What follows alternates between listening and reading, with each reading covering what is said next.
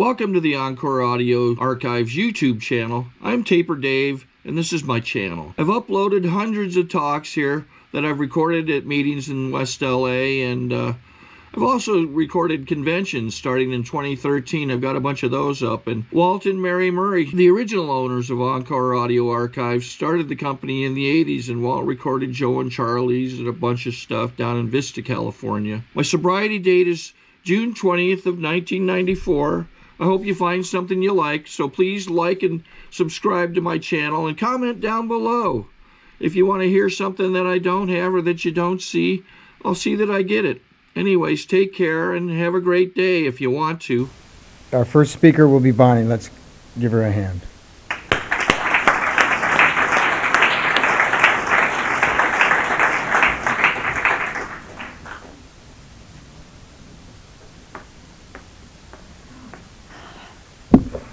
I'm Bonnie, and I'm an alcoholic. Hi, and I am so nervous. I didn't know that I was going to be speaking up here.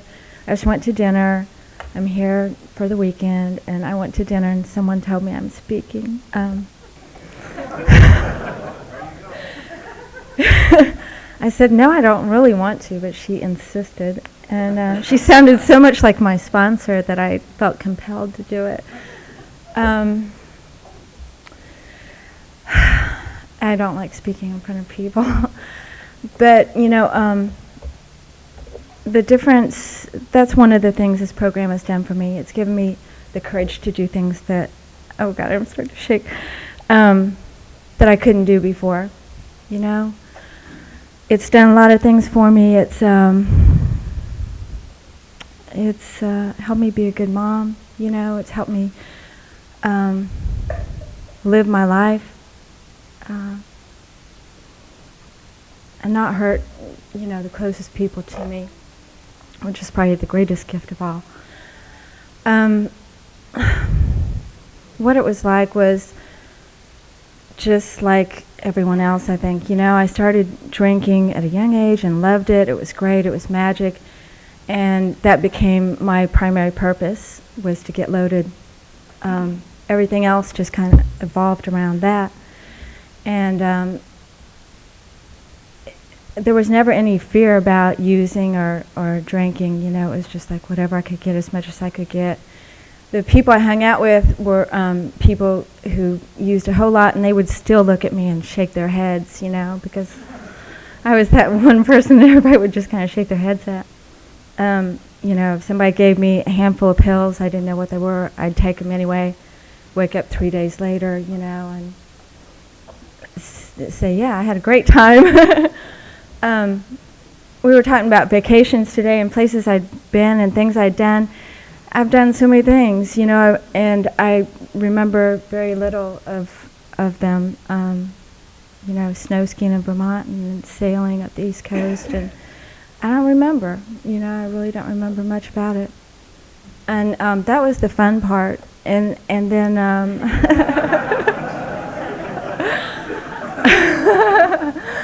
that's what I thought was the fun part. You know, it just became such a natural way, a normal way of life, that it got to the point where I couldn't imagine not being loaded, not being high or drunk, and where I couldn't get out of bed without doing a line, or and I couldn't go to sleep without drinking a bottle of wine or a bottle of something to, you know, pass out.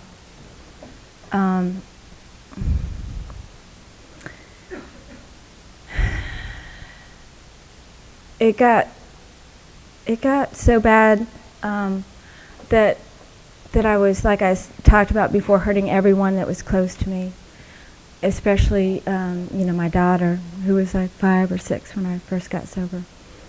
And you know, I couldn't care for her. I couldn't take care of her. I couldn't, you know, she was supposed to be in school. I couldn't get her to school. Can you guys hear me? Just notice that it sounded different. I was scared of everything and everyone. I couldn't leave the house. I would lock us in the bedroom at night, and I had a gun, and I would point it at the door, and I would lock us in there. because I knew that there was someone out there that was going to get us and do something to us. I guess I thought they were going to kill us, you know, but I was the only one trying to do that. I probably weighed like 30 or 40 pounds less than I do now, and my skin was gray, my liver was shot, and I was killing myself. I was dying, you know.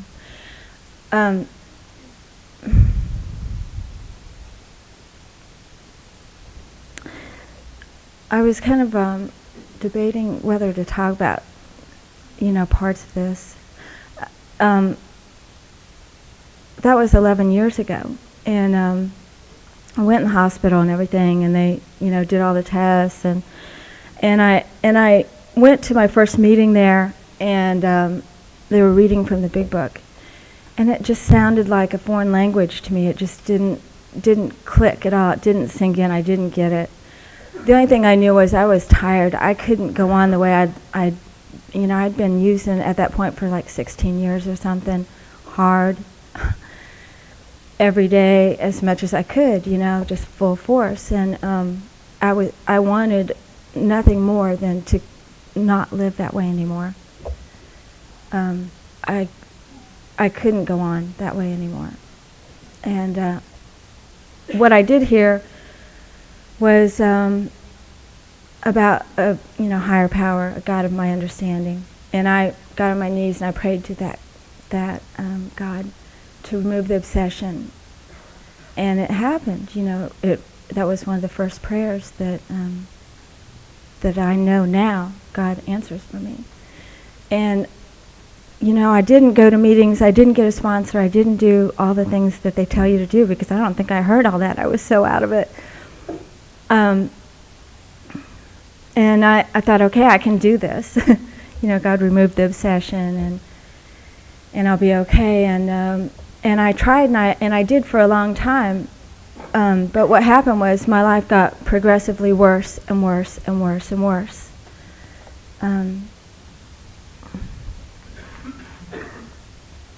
I think I tried different things. I used other things, you know, to feel good, and none of that worked long term. Maybe temporarily, but not long term. And what happened was I got so miserable and so irritable and so discontent that I ended up going to psychiatrists, and they prescribed antidepressants, and I started taking those.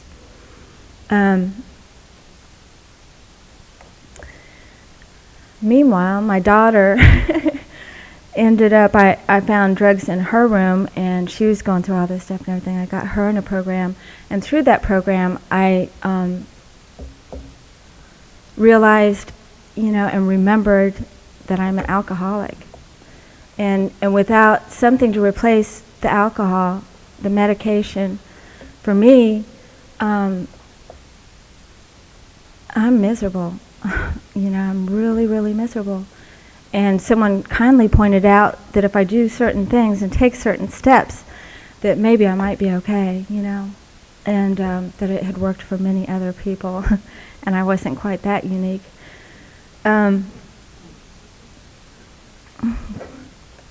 So I tried it, you know, I did it, and that was like 19 months ago. I got a new sobriety date because I quit using the antidepressants. And that's just something, you know, that I feel is right for me. You know, I think everybody has their own path, their own journey, their own way, you know, and for me, all I know is what worked for me was, you know, getting a new sobriety date and becoming involved and working this program and making it my primary purpose, you know.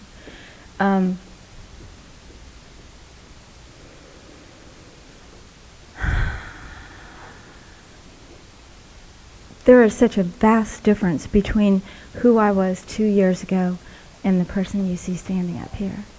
I couldn't go and talk to someone one-on-one because I was so self-conscious and so afraid of speaking to someone else and being vulnerable and opening up and taking a risk.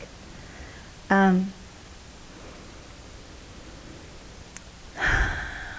mean, this is God working in my life, you know, giving me the courage to come up here and stand up here and hopefully saying something that maybe any one person might, you know, get something from, or if nothing else, it's going to help me, you know. I know that no matter what I do, each time I take a risk and I get through it, I have a little more faith, you know, and I have so much faith today. Because I know how wonderful my life is. And I know how bad it was. And I know how bad it was when I was using. And I know how bad it was when I wasn't using and wasn't using the program, you know. And I know what a miracle it is that I'm even standing here, that I even got that chance, you know, the first chance, let alone the second chance.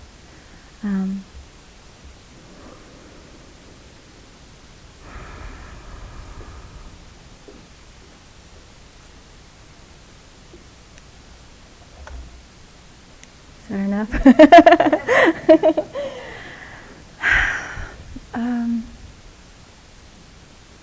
You know, I don't know. I know that for me, by working the steps, you know, it showed me how to not be so self-centered and so worried about myself all the time. It helps me reach out to others, helps me to know that I have, you know, that how do I want to say it? That I'm not worthless anymore. I used to think that. I have something to give. I have something to offer. And if that's just, you know, working with another alcoholic and letting them know how, you know, by doing these simple but not easy steps, my life has changed, then, you know, maybe it'll help them too. And that's really all I have to say, so I'm going to stop and somebody else is going to have to talk longer. Thanks.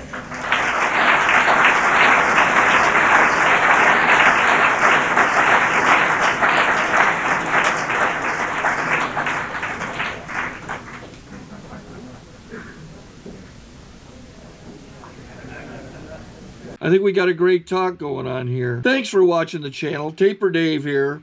Just curious, do you think this is better than Zoom? Okay, this is how I prepare my drone for launching. I like to do it inside the cab of my truck so I'm not standing outside in the weather. To install the joysticks for control, up and down, right and left, powered on. I have an Android phone that I use to connect it to the drone with. And it's actually controlled through the iPhone, through an app. Oops, wrong way. It's actually controlled through the iPhone, or through this Android phone, through the app. It's actually controlled through the Android phone, through an app, and you connect it through this short connection right here.